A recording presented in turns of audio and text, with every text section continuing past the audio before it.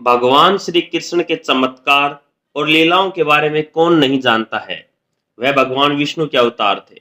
वह जो चाहे वो कर सकते थे और कई मौकों पर किया भी था। लेकिन एक मौका ऐसा भी आया था जब श्री कृष्ण को रणभूमि छोड़कर भागना पड़ा था, जिस वजह से उनका नाम रणछोड़ पड़ा था। अब आप सोच रहे होंगे कि वो तो भगवान थे, फिर उन्हें किसी से भागने की क्या जरूरत थी। दरअसल इसके पीछे एक बेहद ही रहस्यमय कहानी है, जिसके बारे में शायद ही आप जानते होंगे। यह कहानी कुछ इस तरह है कि एक बार मगध राज जरासंध ने भगवान श्री कृष्ण को युद्ध के लिए ललकारा था।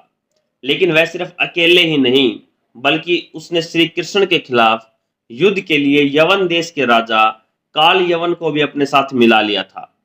दरअसल काल यवन को भगवान शंकर से यह वरदान मिला था कि वो न तो चंद्रवंशी और न ही कोई सूर्यवंशी उसको युद्ध में हरा सकता है।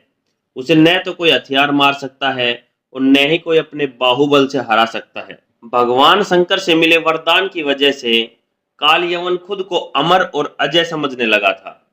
उसे लगने लगा था कि कोई भी उसे युद्ध में नहीं हरा सकता है और न ही मार सकता है।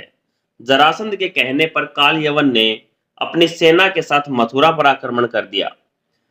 अब श्री कृष्ण जानते थे कि काल यवन को वो अपने बल से नहीं मार सकते और न ही उनका सुदर्शन चक्कर उसका कुछ बिगाड़ सकता है।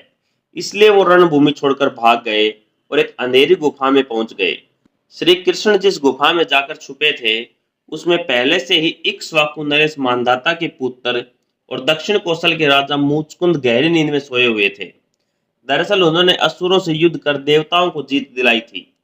लगातार कई दिनों तक युद्ध चलने की वजह से वह थक गए थे।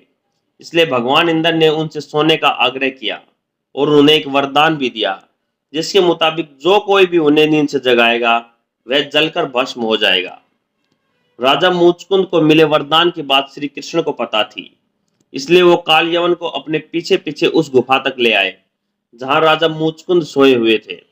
श्री कृष्ण ने काल यवन को भ्रमित करने के लिए अपना पीतांबर राजा मुचकुंद के ऊपर डाल दिया।